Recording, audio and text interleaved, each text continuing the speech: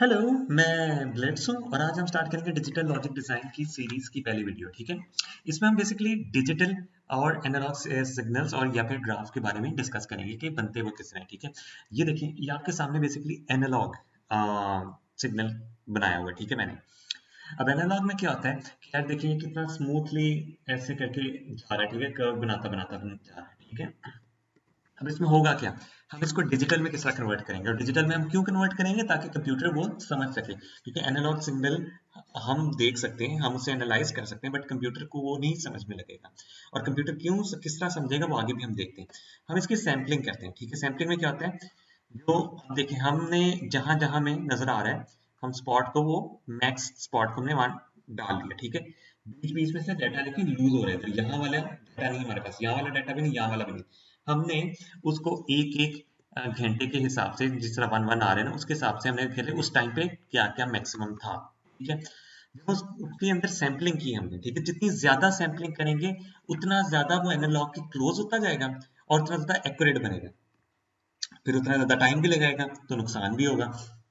जब हमने ये किया, देखें, ये ग्राफ ऑलमोस्ट हमने जब इस डिजिटल में, ये डिजिटल में कन्वर्ट कर दिया। ठीक है, अब ये देखें कि ये थोड़ा सा मिल रहा है एनालॉग के साथ, बट इसमें डाटा लूज हो रहा है, क्योंकि देखिए वो कितना स्मूथली जा रहा था ऐसे करके, ये जा रहा था। ये देखिए, इस बीच बीच में से एक्स्ट्रा भी आ रही है और बीच में से ये मिस भी हो रही है डाटा। ठीक है, अब हम ये करते क्यों है, ताकि हम एक्चुअली में डाटा ज्यादा तेज ट्रांसफर कर पाए।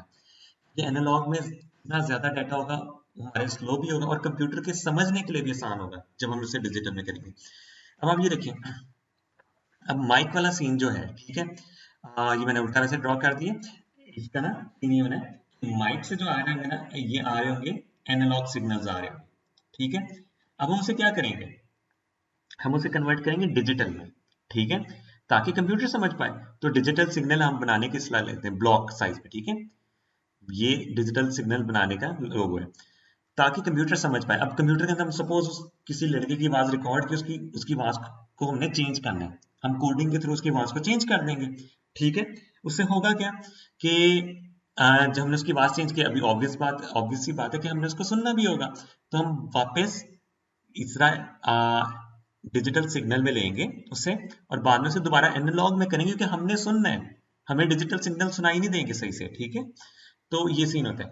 अब ये क्या हो रहा है, ये हो रहा है analog to a to digital convert हो रहा है। ठीक है, इसको क्या कहेंगे, ADC, analog to digital converter.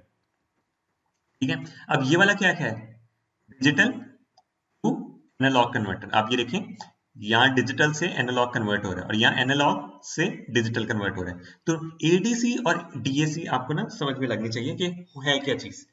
सही हो गया, अब हम जाते हैं आगे। अब सीन क्या है, अब हमने पहले सुना था यार कि करंट पास हो रहा है तो हम उसको कंप्यूटर कहेगा 1 है, करंट पास हो रहा है तो कंप्यूटर कहेगा 0 है। बट असल में ऐसा सीन नहीं होता। अब सीन क्या होता है, ये देखिए, मैं आपके सामने ना एक वैसे वोल्टेज वाला सीन कर लेता हूँ। ठीक है, ये मैंने वोल्टेज बनाई कि वोल्टेज पास हो रही है। ठीक है, अब होगा क्या इसमें, मैं मार्क कर लेता हूँ इसके अंदर एरिया। ये वाला मेरा एरिया हो जाएगा लो के लिए। ठीक है, और ये वाला एरिया हो जाएगा मेरा हाई के लिए। इसको मैक्सिमम मैंने कोई सेट कर लिया। ठीक है, ये हाई के लिए हो जाता है।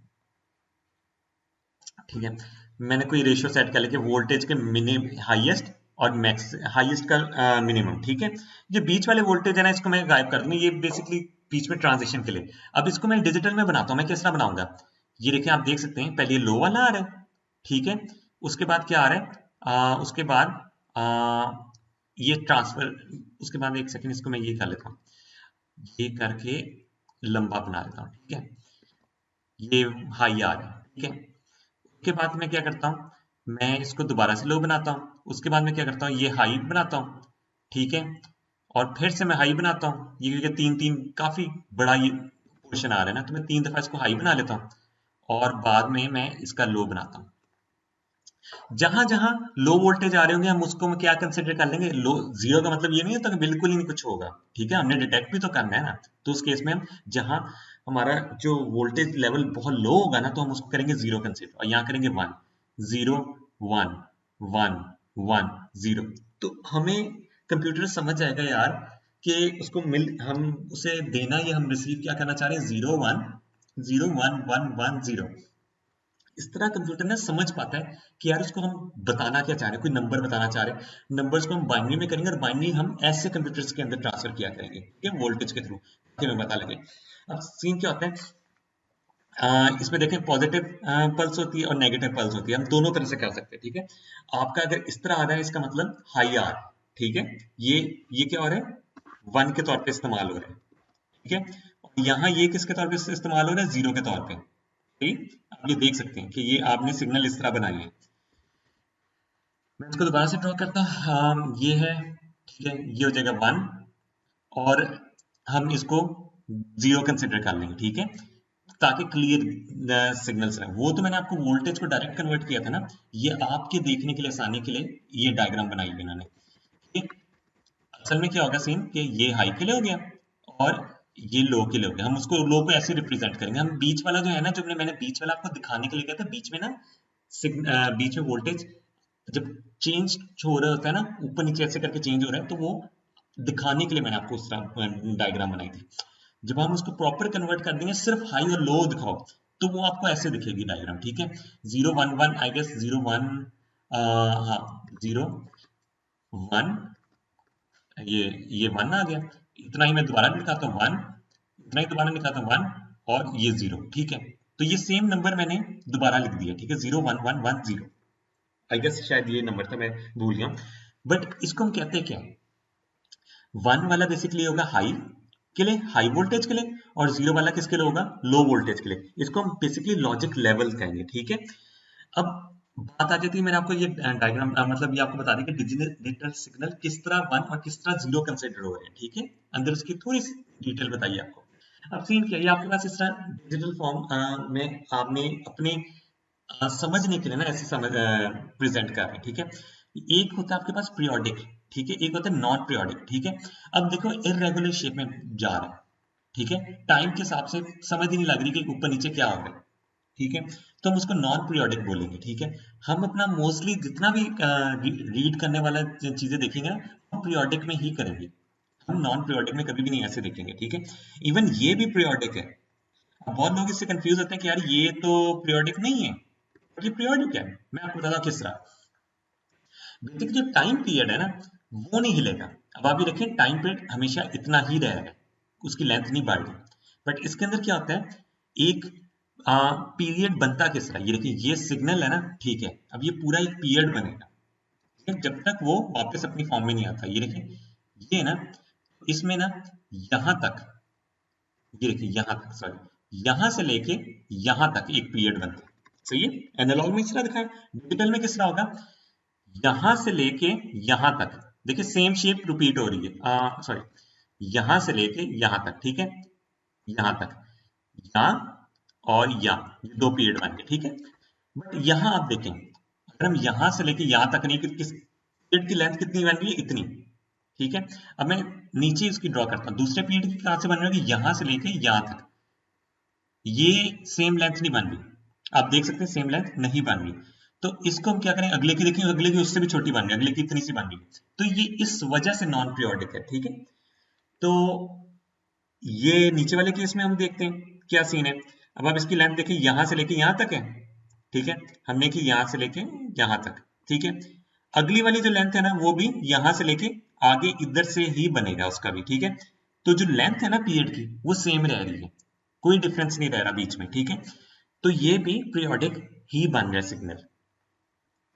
अब इसमें सीन क्या होता है, हमने बात कर ली कि यार चीज को हम पीरियड बोलते हैं, ठीक है, टाइम पीरियड आप बोलते हैं, उसको आप टी से रिप्रेजेंट करेंगे, ठीक है। अगर हमने इसकी फ्रीक्वेंसी निकालनी है, हम क्या करेंगे, फ्रीक्वेंसी किसके बराबर होती है, 1/t के बराबर, सही है। लेकिन अगर हमने टाइम निकालना होगा, फ्रीक्वेंसी के थ्रू, हमें फ्रीक्वेंसी गिवन है, टाइम नहीं गिवन, टाइम पीरियड नहीं गिवन, किस तरह निकालेंगे, टाइम ओवर 1/f, या तो लिख लें f इक्वल्स टू 1/t या t is equal to 1/f। तो ये दोनों आप इस तरह कैलकुलेट कर सकते हैं, आपको सवाल में कुछ ना कुछ दिया होगा, ठीक है। अब ड्यूटी साइकिल हम किस तरह निकालते हैं, ये देखिए, पल्स, ये है आपकी पल्स 1, ठीक है, ये है आपकी पल्स 2, ठीक हो गया। और ये आपकी आ जाती है पल्स 3, ये आ जाती है पल्स 4, ये सारी आपकी पल्स हैं, ठीक है। अब पल्स को हम रिप्रेजेंट करते हैं AW से, ठीक है। आप यहाँ देख सकते हैं आपकी पल्स कितने की आ रही है और ये आपका टाइम पीरियड निकल आया, ठीक है। ये अब ड्यूटी साइकिल का फॉर्मूला होता है पल्स का जो डिफरेंस है, बेसिकली आप इसको इस तरह भी TW भी लिख सकते हैं और चेंज इन पल्स भी लिख सकते हैं, ठीक है। Change in pulse, change in के लिए ना ट्राइंगल यूज कर रहा हूँ, एक सेकेंड, हाँ।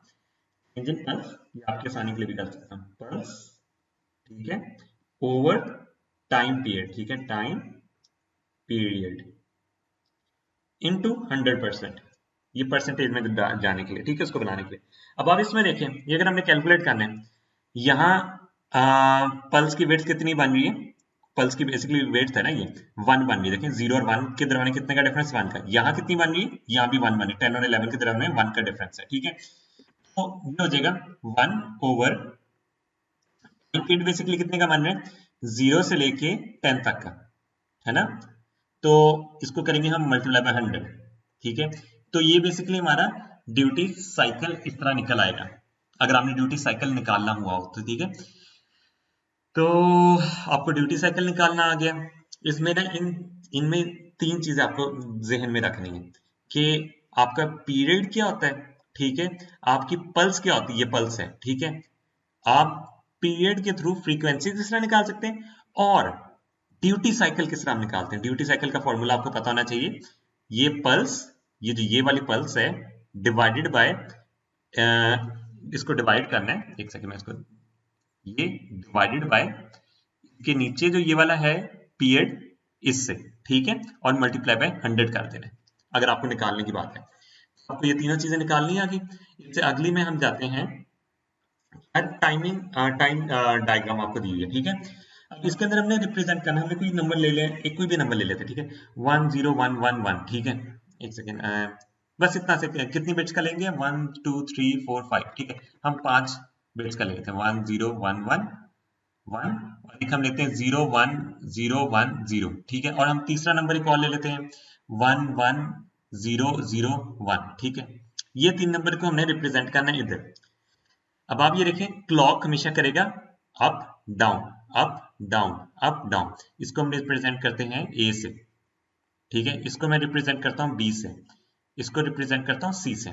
मैंने यही जो डिजिट्स है ना इसमें बनाने, वो मैं किस तरह बनाऊंगा, मैं पहले लिखता हूं ए।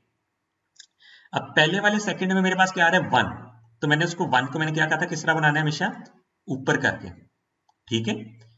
अब हम देखते हैं, यहां तक मैंने ड्रॉ किया।